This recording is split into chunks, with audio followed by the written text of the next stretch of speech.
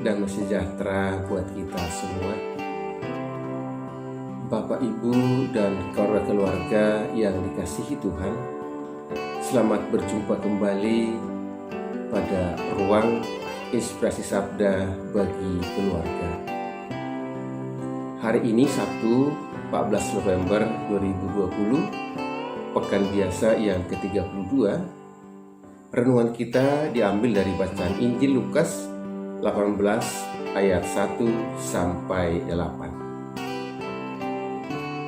Yesus mengatakan suatu perumpamaan kepada mereka untuk menegaskan bahwa mereka harus selalu berdoa dengan tidak jemu-jemu.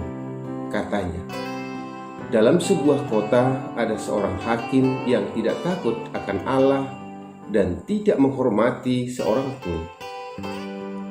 Dan di kota itu ada seorang janda yang selalu datang kepada hakim itu dan berkata, "Belalah aku terhadap lawanku." Beberapa waktu lamanya hakim itu menolak.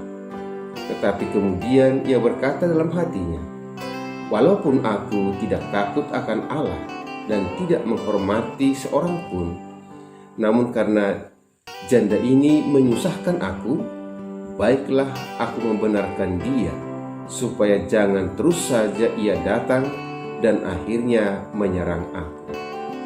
Kata Tuhan, camkanlah apa yang dikatakan hakim yang lalim itu.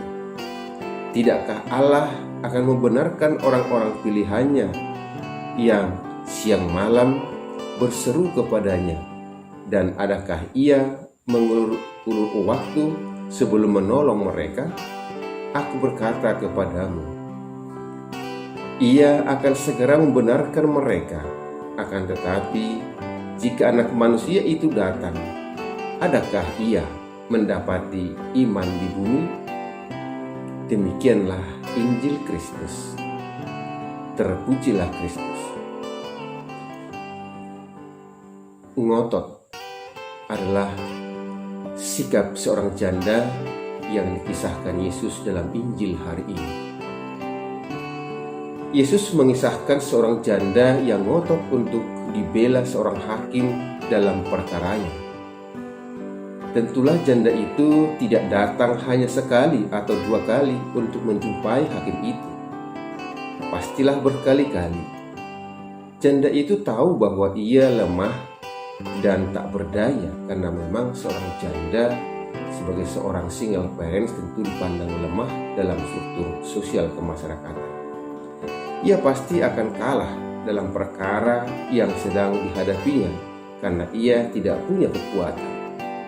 Maka cara satu-satunya adalah dengan meminta pertolongan hakim, karena hanya hakim itu yang bisa menolongnya dan hanya hakim itu yang bisa mengambil keputusan atas perkara janda itu. Janda itu tidak menyogok dengan memberi uang dan juga tidak pula membawa makanan yang enak untuk menyenangkan hati hakim. Barangkali ia tidak punya semua itu. Yang dia punya hanyalah kemauan dan pantang menyerah. Ia ngotot supaya hakim itu membelanya. Tentulah sikap janda ini membuat hakim terganggu dan merasa gerah. Hakim itu tidak mau kesibukannya terganggu oleh karena ulah si janda itu. Karenanya hakim itu mengabulkan permohonan si janda bukan karena ia takut, tetapi karena kengototan si janda itu yang menggerahkan hati si hakim. Jika hakim itu luluh karena kengototan si janda, bukankah Allah jauh lebih peduli atas permohonan-permohonan kita? Kita juga harus ngotot untuk meminta kepada Allah dan tidak pernah merasa lelah atau bosan. Jika permohonan atau doa kita belum dikabulkan hari ini, mungkin besok, atau lusa, atau minggu depan, atau tahun depan, atau pada waktu yang tepat menurut Tuhan. Syaratnya adalah tidak pernah jemu-jemu, tidak pernah bosan, atau terus harus ngotot meminta kepada Tuhan. Tentulah Allah akan tersenyum dengan kengototan kita dan permohonan-permohonan kita yang tidak jemu-jemu, dan kita yakin akan dikabulkan. Seberapa kuat keinginan kita untuk mendapatkan permohonan kita kepada Allah?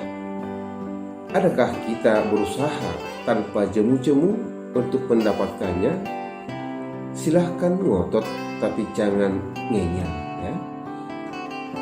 Allah pasti akan mengabulkan kebaikan-kebaikannya yang engkau harapkan. Bapak Ibu yang terkasih, dalam kisah yang disampaikan lewat Injil hari ini, si janda itu kan belum tentu bersalah, tapi kadang dalam realita kehidupan, kadang dalam pengadilan, bukan yang benar yang dibela, tapi sering kita dengarkan membela yang bayar. Nah, dalam hal ini, apakah hakim itu salah? Belum tentu, karena memang dalam kisah ini juga tidak ada digambarkan bahwa janda itu pada posisi yang salah, tetapi dia ngotot untuk dibela haknya karena dia merasa lemah dari struktur sosial. Maka dalam hal ini juga Bapak Ibu yang terkasih, bagaimana kita selalu tak jemu-jemu memohon kepada Tuhan, sehingga Tuhan akan membela hak kita dan akan mengabulkan permohonan-permohonan kita, karena kita sungguh-sungguh selalu ngotot dan juga tak jemu-jemu. Semoga dengan kengototan kita memohon kepada Tuhan, hati Allah sendiri pun luluh dan akan mengabulkan segala doa-doa dan permohonan kita. Tuhan yang berbelas kasih dan memberkati